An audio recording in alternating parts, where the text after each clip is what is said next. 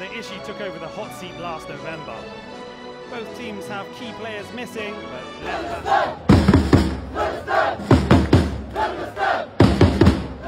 Азия кубогу үчүн беттешке аттанган спортчулар бул ирет күйөрмандардын купулуна толбой жатат. Алгач 16 январда беттешке чыккан курама команда Таиланд менен беттешип, жеңишти камсыздай алышкан эмес. Анда 0-2 эсебинде утулуп калган. Кийинки беттеш 21 январда уланды. Кыргызстандан барган спортчулар бул жолу да күйөрмандарынын үмүтүн актай албады. Сауд Арабия курама командасы менен да 0-2 эсебинде жеңишти атаандаштарына камсыздап бере салды. Деген менен биринчи оюнга салыштырмалуу бул жолу футболчулар жакшы оюн көрсөткөнгө аракеттенди.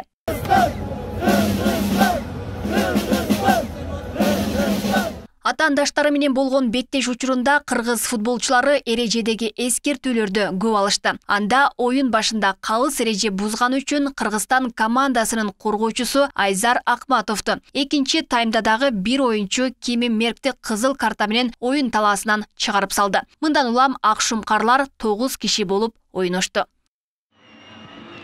The free kick in the 10th minute of stoppage time is hacked away off the goal line.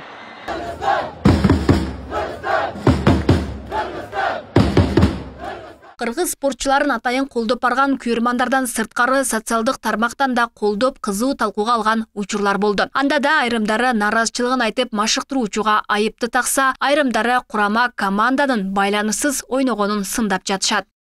Эки кызыл тең туура эле берилди. Айла жок эми. Татыктуу жеңишке барабар жеңилүү болду. Курамага баш бапкерге капачылык жок.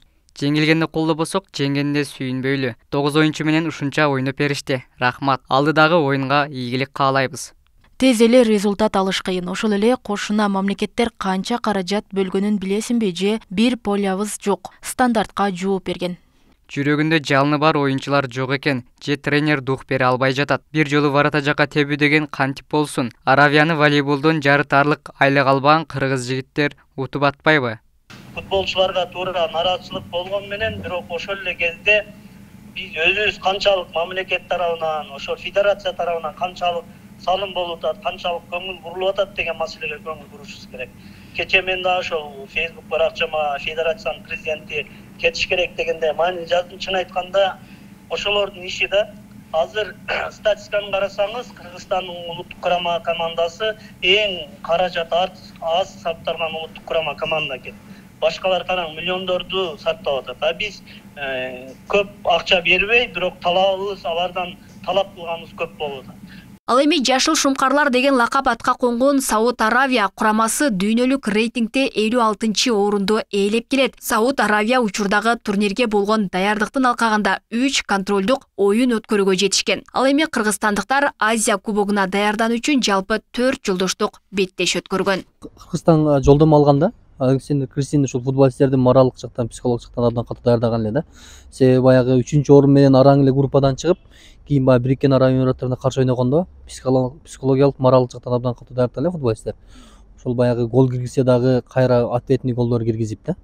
Бул биринчиден футболисттердин моралдык жагынан да болот. Анан тренердин баягы европалык стилде биздин азиялык маданиятты түшүнбөгөндү, биздин местный футболду түшүнбөгөндү, футболисттердин карактерлери менен жакшы иштегенден улам ушундай болушу мүмкүн да.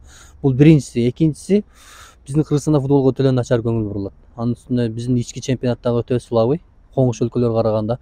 Азия кубогу үчүн 24 улуттук курама команда катышууда. Жалпы 6 тайпага 4төн курама бөлүнгөн. Мелдештин жүрүшүндөгү 51 беттеш Катардагы 9 стадиондо өтөт. 12 январда башталган мелдеш 10 февралга чейин уланат. Кыргызстанда азырынча упай жок, эми 25 январда Оман менен беттешет. Алмагүл Эрке Багызы, Адилбек Абдакимов, Ош ТВ.